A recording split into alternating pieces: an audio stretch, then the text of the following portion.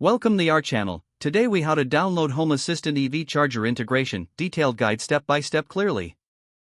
To download the Home Assistant EV Charger Integration, begin by opening your web browser. Navigate to the official Home Assistant website. Once on the home page, find the Integrations section.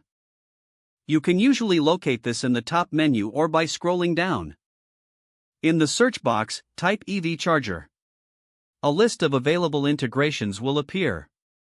Select the integration that matches your EV charger model. Read through the integration details to ensure compatibility.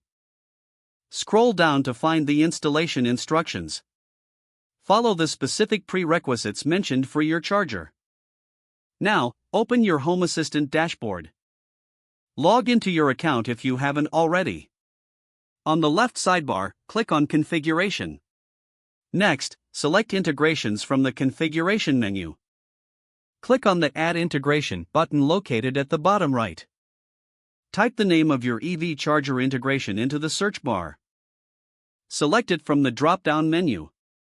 If prompted, enter any necessary authentication details.